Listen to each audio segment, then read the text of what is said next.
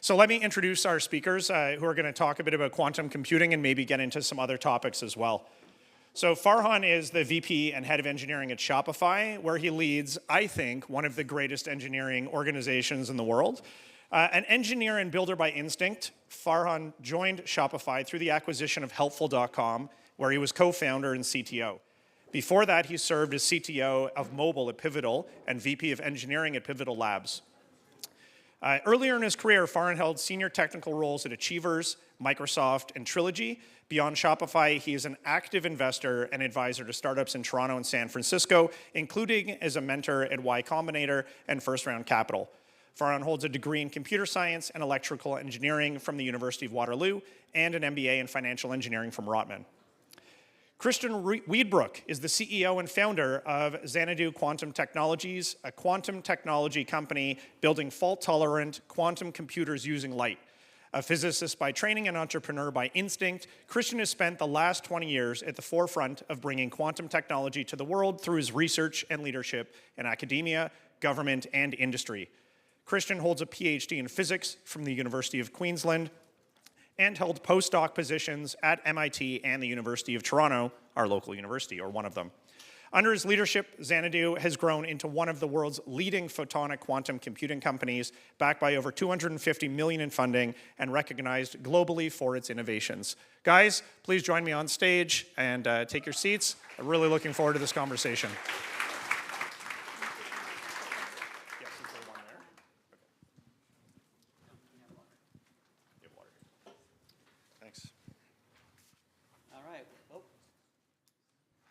Check, check. All right. You might have to turn it on. Testing. Okay, that's good. Hey, welcome, Christian. Thank you for having me. I appreciate it. Cool. And thanks for everybody to be here, because it's always fun to do Toronto Tech Week and obviously bring lots of people to Shopify. And thanks to Lawrence for moderating and all the great speakers so far. And I specifically, Christian was my #1 pick for this fireside chat, because obviously what you're working on, quantum computing, is now kind of coming more into the main stream, given that it's been coming for a while, right? Like AI has been coming for a while and everyone's talking about AI, but quantum's something completely different. So I wanted to kind of start off with what does Xanadu do? And then I want to get into like how is it different from other quantum computing companies? Because we've seen like what comes out from, Google posts something about what they're doing in quantum, and IBM, and I think D-Wave, and then Rigetti Computing, and then now you have a Xanadu, which is a different approach. Yeah, for sure. So what we do is we build quantum computers. It's that simple to say. Very, very hard to do. And you can build a quantum computer out of two kind of particles, either photons or electrons. What differentiates us from nearly everyone else is we use photons or light lasers to build our quantum computer. We recently went public as the first pure-play photonics quantum computing company. And the other public companies and most others in the industry in the private sector use electrons to build their quantum computer. So that's the key fundamental difference. And there's pros and cons on depending how you build either photonics or electronics. You can think of D-Wave, as you mentioned, Google, IBM, Rigetti. They're all using the electronic-based approach, and we're using photons. The great thing about photons is we can operate predominantly at room temperature, which is a really cool fact. And well, not cool. Room temperature. Thank you. Yeah, it's a really hot fact. And it's what's great about that is that you use far less energy. So everyone needs cooling. So we do as well, but we need far less. In fact, the qubits, which are the quantum version of a bit of information which we process and compute with. Our qubits are at room temperature. They're also acted upon by a set of gates, logic at room temperature, and the measurements at room temperature. So that saves us time and money, and also allows us to think in the future, different form factors that we can have.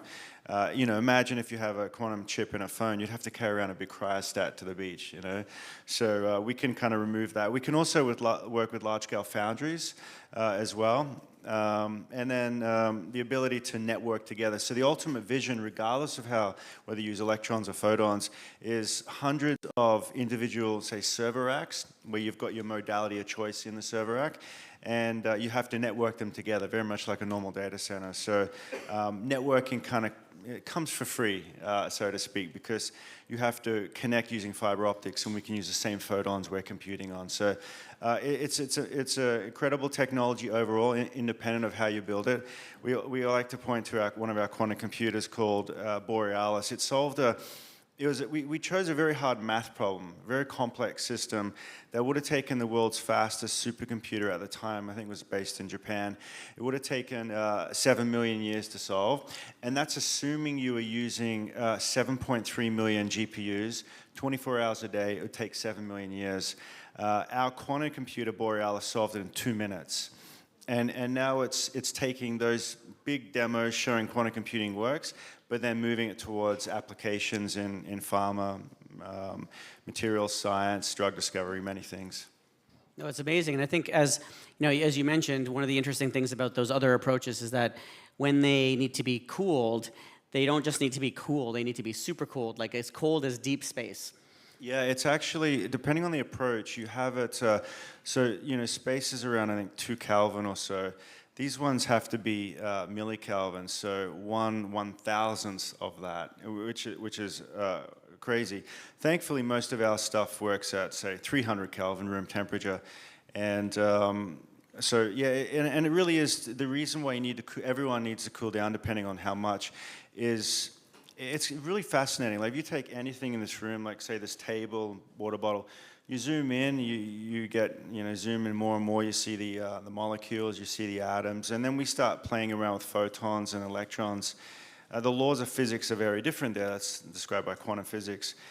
You want to cool things down because it's really wild. You need to be able to program or control those systems, but we're the ones programming it. And so what that means is we need some way to connect to it. But our world is just so different from that world, meaning you can disturb it by doing anything. Even looking at it, if a laser shines on, hits your eye, you're disturbing the system. So, we all need cooling to sort of settle it down a little bit. But the fact that, I was reading, I love reading about the first 25 years from 1900 to roughly 1925 of quantum physics. And there was still debate during that period of whether atoms existed. Like, that's wild, right? Like, and there was someone, I think Boltzmann or someone I was reading, like, he said something like, you're right, but if you can control individual atoms, that's right. And now we're controlling not only individual atoms, but individual kind of electrons, individual photons. And that's, we celebrated 100 years last year of quantum physics. So, but it's just under 100 years of the uncertainty principle and Schrödinger's equation. So it's wild how far technology has gotten us in a very, relatively speaking, short period of time. Yeah, no, it's so interesting. I think it's still super early. Like, actually, just want to do a little survey of the audience. Who here understands what quantum physics is or quantum computer is and what they can do? Because I feel like maybe we should do a little bit of an intro. Okay, not that many, so maybe we should do a little bit of an intro. Wait, I don't know if you noticed, my hand didn't go up. It stayed firmly down. We would like someone to describe it to us, but maybe it's worth starting from the beginning of qubits, where they're not so a bit in computers is a 0 or a 1, and a qubit has many states within the 0 to 1. Maybe it's worth explaining to folks, and then let's talk about some of the applications. Yeah, so if you zoom in, as I said, and can control quantumness, so electrons and photons and the particular properties of these things, if you can create things like entanglement between two or more systems, if you can leverage interference and superposition, then you're off. You can kind of do some weird stuff in like these 7 million years down to 2 minutes. So you need those properties to be appearing and leveraging them. Then the next thing, a traditional computer like our phones, these screens and PCs, same with quantum computers. You have three main stages. You have the input states, so that would be bits, zeros and ones as you mentioned. Then gates, you'll apply a set of gates to sort of essentially, you've got an algorithm, whatever it is, the right sequence of gates gives you the output, and the output is the measurement or the extraction to give you the answer. Quantum computing works the same way. You've got the inputs, which, as you said, are quantum bits or qubits. Then you've got the set of logic gates. So you've got a universal set of logic gates like in classical computing. And then you've got the measurement where you extract out the answer. And the way you set up the logic gates, you're leveraging quantum algorithms that can do really cool stuff, and you leverage them. You're going to have to entangle them at some point. You're going to have interference. Basically, you can get all these answers that or possibilities of the algorithm, the output, and you need to somehow interfere them to suppress or reduce the wrong answers, and then kind of spike up the correct answer. So that's kind of how it works. And then the other key thing, as you mentioned, is 0 and 1. If you just can take one bit of information, you have a 0. A simple gate is the NOT gate, so 0 to 1, and you've got the NAND gate and AND gate. You've got many things. And then if you do the second one, you got 2 bits, 0, 0, or it could be 0, 1, 1, 0. But you just fixed at what you can put in. Now in the quantum bit, you can have a superposition of 0 and 1. The classic or easy way to say it is 0 and 1 at the same time is another common way of saying it. And so you can put in 0 plus 1. Now that's kind of cool because instead of just putting in 0 or 1, you put 0 and 1. And that's really not too much benefit, but it scales exponentially. So let's say you've got an input of 8 bits. So that's 2 to the 3. So you've got 3 options. Let's say the easiest one, 0, 0, 0. Classically, you just put in 0, 0, 0 and keep on doing whatever you want. Quantum physics now allows you to put in 8 inputs, 0, 0, 0, all the way to 1, 1, 1, all combinations at the same time. And now you have gates that are acting on all these things at the same time.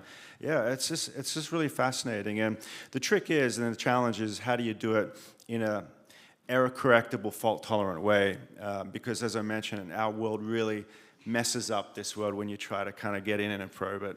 Yeah, and so as you're building these quantum computers, where are we today in terms of the number of qubits for the different styles? Like, is photonics ahead, behind, the same as what we see in the, I would say superconducting style quantum computers?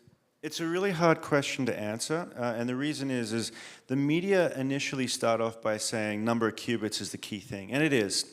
But then it's only one aspect to really care about. There's many other specifications, and so they're kind of now saying things like number of physical qubits compared to logical qubits. That's a better development, where physical qubits are kind of the noisy qubits, and the fault-tolerant, the logical ones are the better versions, and you have redundancy there, typically 1,000 or 100 to 1 of logical to physical.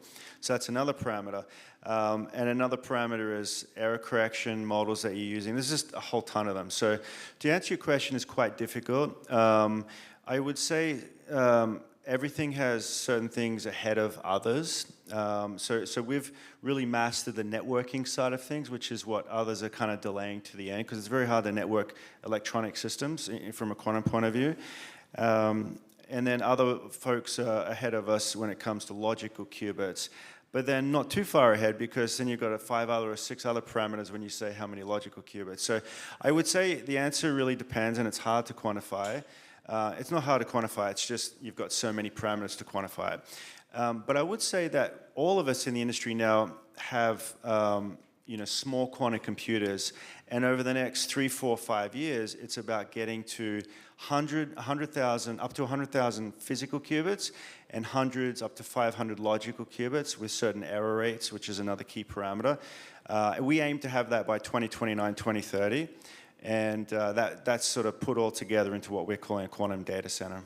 Okay, so that's pretty scary then for crypto, right? Yeah. Like for cryptography. I don't mean crypto, the currency. I mean cryptography, SSH, SSL. Yeah, cracking that. Yeah, because 500 logical qubits, you basically now break most. Well, I guess it depends. You get to 1024. It depends. You'll need for 1024 and 2048. You'll need that many qubits, good qubits. So it's still a factor of 4 or so off.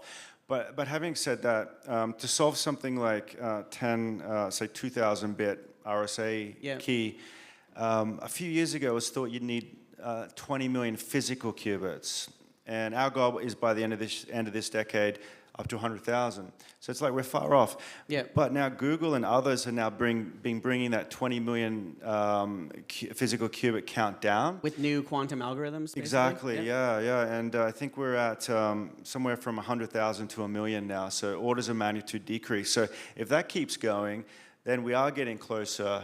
So it's just a big question mark. Yeah, so maybe for the audience here, like as Christian described, right? If you're trying to like figure out the factoring of two numbers, and in the classical sense, you have to do that in sequence, right? Like try different numbers, you use different algorithms. There are nice algorithms to do factoring, but they're not that efficient. But imagine you can impart the entire state of the two numbers actually as like it's already multiplied together, and now using quantum algorithms actually factor in parallel, you can now come up with something like, hey, here's a large number, here are the two factors, and it can come out maybe in minutes or hours versus now it's like the time of the sun's existence. Exactly right. And what's fascinating is, this is really fascinating, is no one knows if there is a classical way to do it efficiently. Correct. We don't even, right. So it's possible there is actually a... Possible, but unlikely, Yes. but definitely possible. Mathematicians have been interested with this problem for hundreds of years. Right. And it's kind of interesting, like our whole internet security is ultimately based on something we think is hard. Correct. But we don't know. And you mean, sorry, NP hard, like mathematically hard. Mathematically hard to solve, in this case, as you mentioned, factoring. So it's been built on since the 70s when it was first, RSA was roughly developed around then. And then our internet was built on in the 90s and today. So it's kind of fascinating. It's built on something we think is hard. Of course, in 1994, it was shown theoretically that if you had a large enough quantum computer, Yes, you can solve it you can quickly. solve it. So that was kind of an interesting counterexample, which Right. is kind of cool. Yeah, it was like a polynomial factoring. That's algorithm right, yeah. Anyway, sorry, we're nerding out here. I want to make sure we get some questions because we want to make this interactive. So if folks do have questions, I see people nodding. So maybe you can get some mics to them so we don't have to wait till the end, because I think that it's interesting to kind of interject as you are describing things. When you say small quantum computers that we currently have while we get the mics over there, how small are we? Are we talking like this? Is it like a room? Like how big is a small quantum computer? Yeah, that's a really good question. So if you take what Xanadu has done, we have 4 server racks, roughly 7 foot high, and that's one of our quantum computers. Another quantum Or big refrigerator yeah, things, okay? yeah, and the earlier one was a single server rack. Yep. I would say roughly that's what And it's most because are. it's photonics. It's got like optical cables in between. Yeah, there's in this case they're yellow optical cables. Okay. You see all these yellow cables going everywhere. Why does yellow matter? Sorry. It doesn't. Oh, okay, you just mean it that's could how have it's... been. Yeah, it was just the particular casing that we used. Okay. But when you do see the picture, you see a lot of yellow everywhere, and Okay. it's the fiber optics. And the photons are getting computed downwards from Yep. top to bottom in each individual one, but they're also talking or connected to each other. Yep. At the bottom, you see the yellow cables too. But they're small in that sense, and small. There's many factors, as we said, but say hundreds of physical qubits is where the industry is at the moment. Hundreds of physical qubits. Okay, cool. Question. I see your hand up there. Oh, here. Yeah, because we were talking about these quantum computers being able to break traditional encryption algorithms, but so I don't have too much of a background in this, but how does the quantum resistant algorithms kind of factor into that?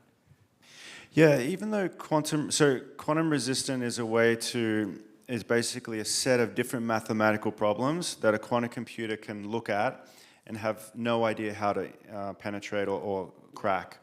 So there's what's called quantum safe or post-quantum cryptography startups and other folks working on this, where they'll swap out, they're starting to now, elliptic curve and RSA for these quantum safe codes. Basically math problems based on lattice geometry are some of them that a quantum computer just is like a normal computer, then it can't break. Yeah, and so you're totally right. As I hang out with lots of CTOs of other companies, especially the banks, there's a lot of focus on moving to new algorithms. So in theory, from the encryption perspective, if we move our algorithms, we should be fine, in theory? Yeah.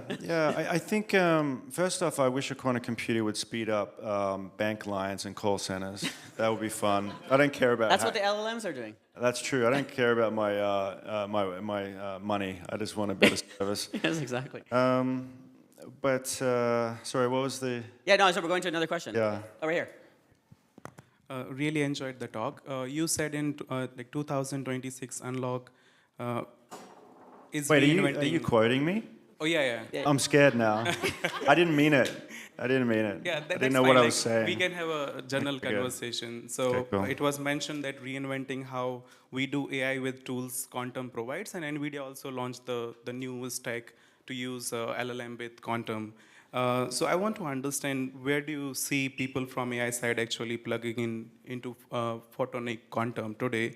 Is it through Penny Lane or some other tool you are thinking about? Like how we can think about application as entrepreneurs? Because right now when we think about quantum, it is still more on the research side, and big companies will have access, like a deep research labs. Or can an entrepreneur with maybe $1 to $2 million funding can think about applications? So because you mentioned Penny Lane, that's our software stack. You have a free Penny Lane t-shirt under your seat. I'm just joking. And you get a quantum computer. Exactly. So Penny Lane is our software offering. Like any computing architecture, you've got the hardware and you need to interact with it. You need software to log in and run the programs, program them, and so forth. We've seen, there's two answers to this. One is, how can quantum become like a quantum version of AI, like quantum machine learning or quantum AI? There's things happening there, but it's still a big question mark. Like, how do you kind of supercharge what we're seeing with LLMs to have a quantum version? It's TBD. I think there's something there. The naive way of thinking about why it would be is quantum physics is based on linear algebra, and so is a lot of the AI stuff, and there hopefully is some algorithms that could kind of overlap. So you mean like instead of taking 6 months to do an LLM new training run, you could run a quantum training run? Yes, that's right. Well, exactly right. And we do know, it's probably in the 2030s, unless there's breakthroughs, that there is a quantum algorithm that can actually do linear algebra, like systems of linear equations, solve them, and a lot of other fundamental things that traditional AI uses in exponentially faster. And so, but it takes a larger quantum computer. That's the challenge. But the other thing, we have an internal kind of agentic AI tool called Jukebox. And it's really cool. Our team has trained it and done everything and made it available on Slack for our researchers and everyone in the company. You can actually ask it to, this is not other programs, many other people do this too, but you can ask it to summarize a research paper, but then pop out why Xanadu people care about the results as well. So you can kind of like tailor it to Xanadu's stuff. There's also really amazing things where, again, others do it too, but we've really tailored it to our needs. You can go to a textbook and say, solve equation, blah, blah, blah, on page, and it just sort of outputs it in LaTeX too, which is really fascinating. I would say, there's a lot of hype and awesomeness around AI. I think with what we're doing, we're seeing that kind of come out with chip design.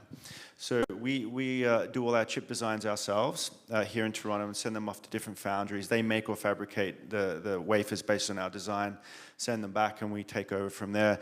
But the layout of these chips and the optimization, we have spent time that has saved months ultimately in doing that optimization stage. We can even send a chip, a picture of a chip layout and say to Jukebox, what's wrong with this, or like analyze it for us. So it's been really amazing for the optimization side of things, along with the stuff that you're seeing every company use it, say for HR and accounting and other things like that. That's cool. But so that currently doesn't use quantum, but it is your way to get towards quantum. That's right. And then, is there like, how do you use the your 7 foot refrigerator racks?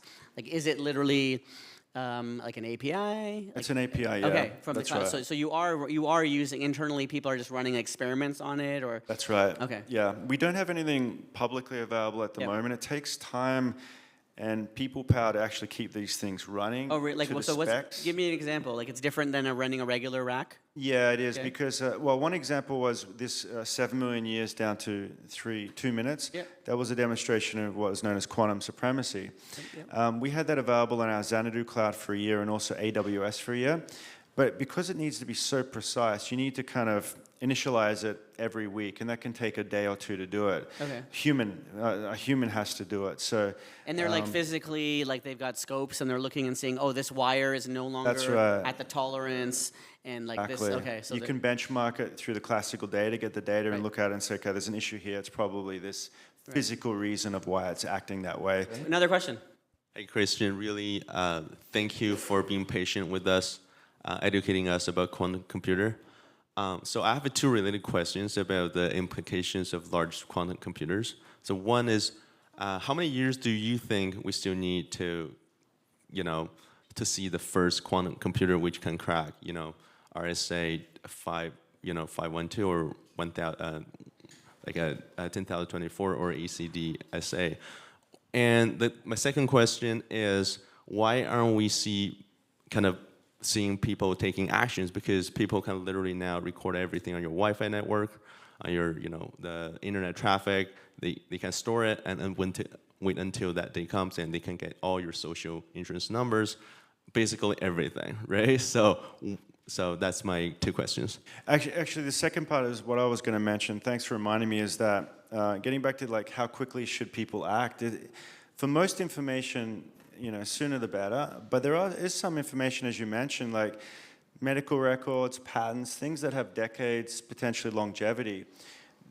All governments now are downloading stuff. And even if, getting back to your first part, it's probably the end of the decade, early next decade, to hack, say, 512, and then beyond that later on, barring any big theoretical improvements. But let's say that happens, say, in the next 10 years or less.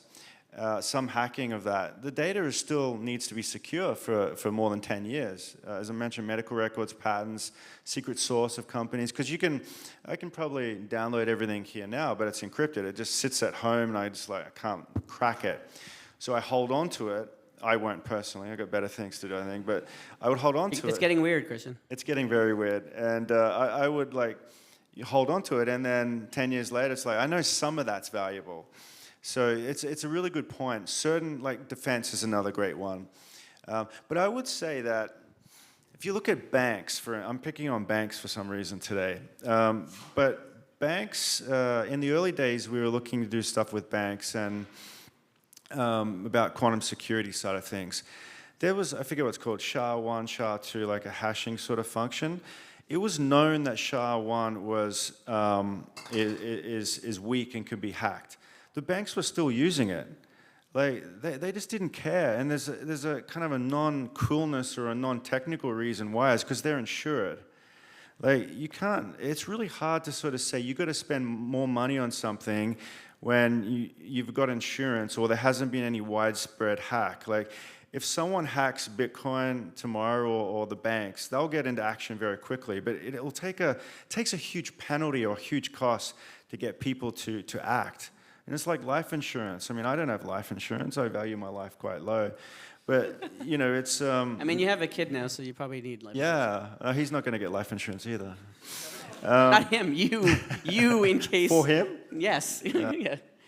You have dependents. I just still don't know what that means. He's so young. But yeah, it's a really fascinating thing where even if you know the solution exists and they should be doing something, for other non-technical reasons, even when you know there's a threat... I think things are slowly changing now, but even Biden, I think when he was in, he signed some act or executive order for post-quantum to be implemented. And when we went to Capitol Hill and people spoke to congressmen and so forth, they were like, yeah, that was the first step that was needed, but now the implementation is going to take forever. It's wild. I mean, it is what it is, but that's another thing that as entrepreneurs we need to take into account. It's we see the solution, we see the answer, but for some silly reason, the uptake is going to be slow. Yeah, like I said, it was when I talked to a lot of the bank CTOs, it is on their radar. How fast are they moving towards replacing? I don't know, but let's keep going. Yeah, question over here. Hey, thank you. I've followed your career for a number of years. I remember when you were in CDL. Yeah. He's going to CDL tomorrow. Right? Yes. Awesome.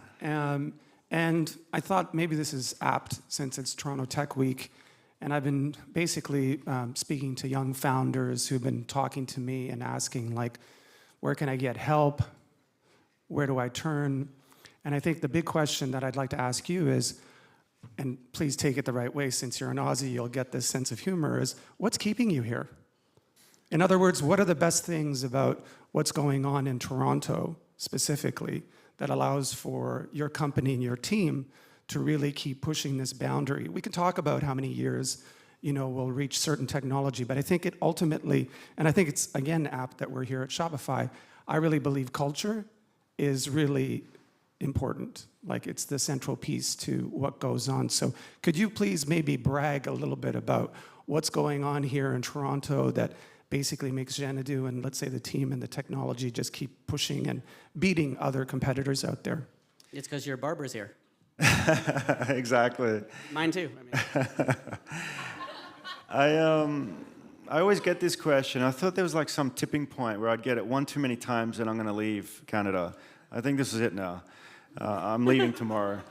I honestly think I don't even think about it that way. I think what we do really comes out in that way, but that's not the motivator. I'm not trying to do any. I don't know how to phrase it. I just like being here. I like being here in Toronto. So I came from Australia originally, and then as soon as I arrived in Toronto, I just felt like home and wanted to stay. So it's nothing more or less than that. You said like 85% of your employees are here or something? Yeah, that's right. That's right. City? In the city, that's right. Yeah. So so that's the main thing. That's the fundamental sort of level. But then on top of that, there are sort of extra stuff that resonates where I'm just sick of people saying you can't do something here. You know, it's slow. It feels like it's slowly changing. So it's kind of like going against the grain and trying to say, well, you know, you can go, but I'm going to stay. It's like, you know, we'll show them kind of thinking as well. And I think it creates an edge. It creates a uniqueness as well. I also think that the more people stay, VCs and also other entrepreneurs like to point to something in the past that, well, you know, Shopify has done it, so why can't we do it? And things like that. Some more success stories makes it easier. There's been much more funding.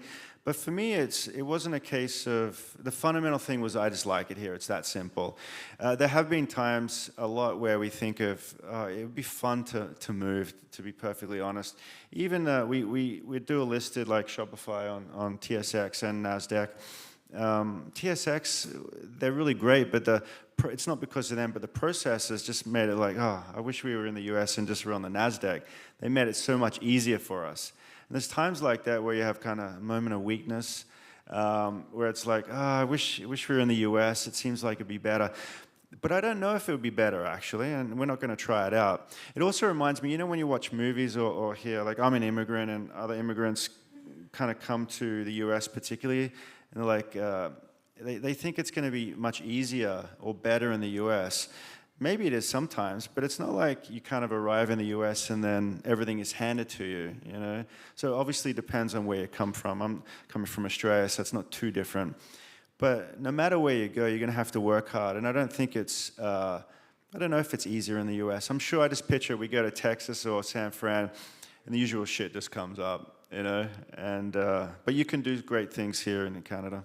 Is there something about the Canadian ecosystem that makes the employees like more well suited to Xanadu? Like U of T has a program, or like is there a program around that you're like, oh yeah, this is a better fit, or you're just like, hey, there's great people everywhere, and actually there's lots in Toronto? Yeah, I think it's just quantum is a little unique, and so getting the right people.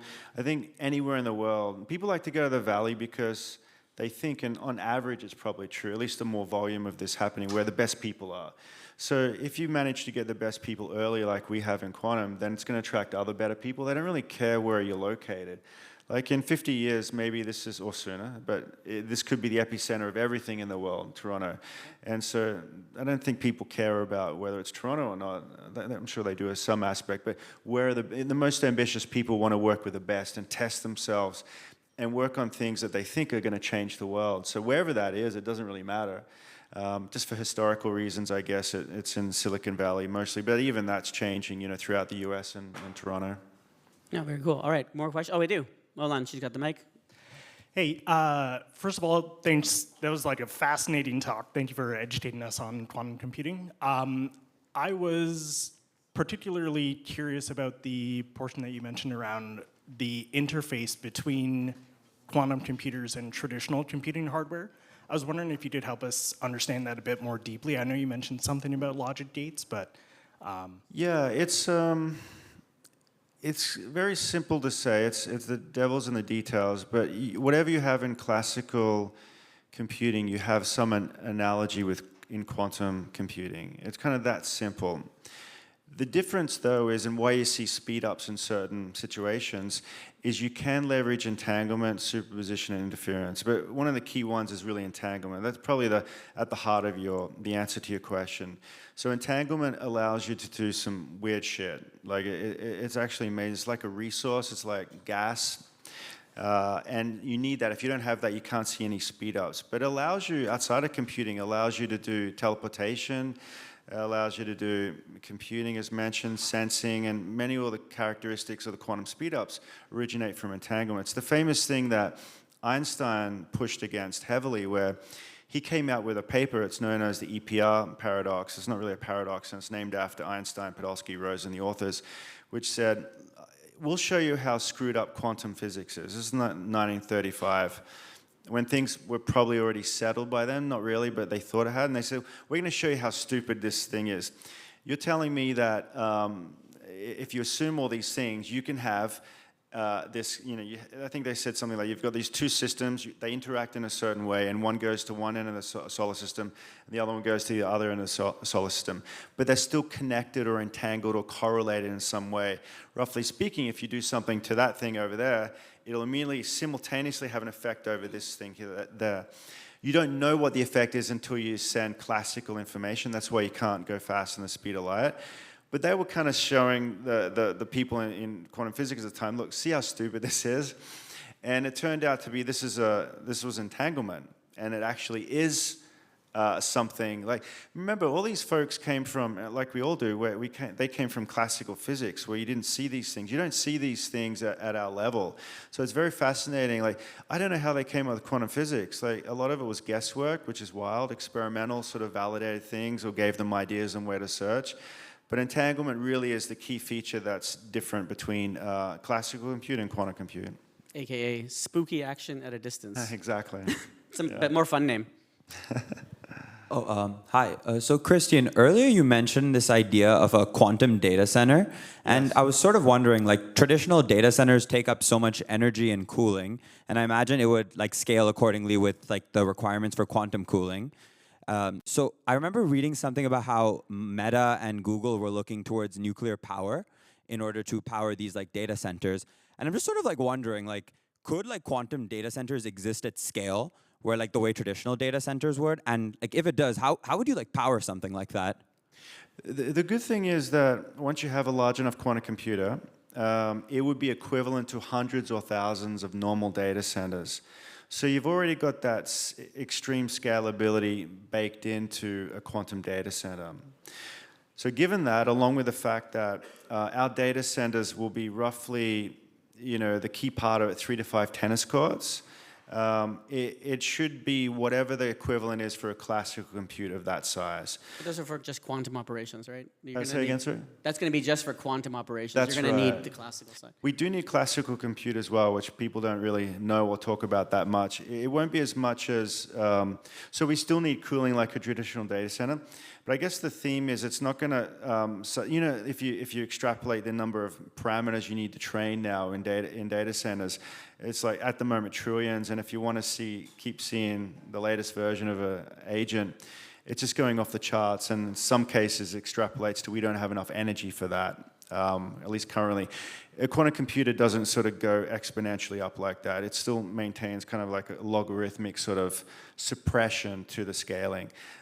So at this point in time, there's nothing to sort of worry about for energy. There's no energy constraints, and it's looking good. And the extra cooling in our case is far less than anyone else's, and it doesn't put you into a regime of exponential sort of blow up there. I'm going to go to another question, but before we do, I have a question for you on sci-fi. Because in the AI world, there's lots of like movies that people are like, oh, that's like, we're going to like Her, or there's like all these movies. Like, what's the sci-fi movie that is close enough for people to be like, oh, I need to go watch this to understand quantum? Like, what's the crazy, far out sci-fi movie for quantum? I don't know if there is one, actually. Really? Quantum it's funny though, quantum is appearing in more and more TV shows. Okay. I forget the one. Quantum Leap? Quantum Leap. Remember that show? Even in, I think I watched the first episode. It's a Disney show. I forget. It's about the president, And at the end of if you haven't seen the first episode, I'm sorry, but at the end of the first episode, it zooms out, and you think you're in a modern day world, and you are, but it has, it's actually a big simulation. Oh, okay. One thing I can say is I don't think I'm correct, meaning there's a high error bar here. I don't think you can get AGI with, and however you define that is also a bit tricky. Without quantum? Without quantum, yeah. The reason is that ultimately what you're trying to do is simulate our reality, nature. Nature has a digital part to it, or it can be simulated using a digital part, but you're leaving a lot off the table with the analog side of things. And so I'm always curious about that, like what happens to that bit you're cutting off? And so I think you need something like, not necessarily, but something like quantum computing, which inherently is quantum physics, which does have a discrete and continuous nature or analog nature to it. So anyways, I'm not sure. I was thinking sneakers might be quantum. It wasn't called a quantum computer, but yeah. I think that thing is a quantum computer. Anyway, next That's question. cool, yeah. Yes, thanks much for the very insightful Fireside chat. My question, or before jumping to the question, transistors were invented almost 70 years ago. And now every one of us has in their pocket billions of transistors, and we have the capacity that's even more than the entire world at 60 years ago, for example. When do you think, if it's possible to start with, that this all quantum computing will be commoditized, that not data centers or large companies, that each one of us has this, and what time horizon and what world would be looking like at that time? No one knows the answer to that. I'll try and make a guess, but it could be heavily wrong. I would say in the 2030s. The challenge, though, is how do you reduce the extra stuff like the cryogenics or laser cooling, things of that nature. I firmly believe it's possible. Some people say it's not possible to ever get there.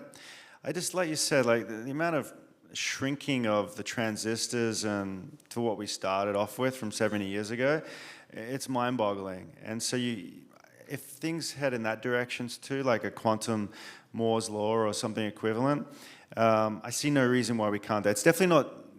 It's not going against the laws of physics. That's always the starting point. You're not violating anything. So The laws of quantum physics, though. exactly, yeah. So that it says it's possible. So I think at least in the mid 2030s. Cool. And then the last one. What would it still take for frontier like machine learning labs to switch from traditional computers to now quantum computers? It would take. They would have to understand what quantum algorithms are being used and in what way they can leverage it. Because quantum doesn't solve all the world's problems. It doesn't make Instagram load faster or emails faster, but it's a subset of problems, but the weighting of those problems, meaning how important they are, is huge. So drug discovery, material design, AI, finance, logistics. So it really depends on what your problem is, and that's what we're doing with large partners and forming partnerships all the time is, where are your biggest computational challenges? Going in, our team, and investigating where, and a lot of time it does occur, and then finding what algorithms. So it's a complex problem or question. There is a solution, but that's typically how you go find the solution. All right. I want to thank Christian for coming and joining us today. Thanks, Vlad. Thank you.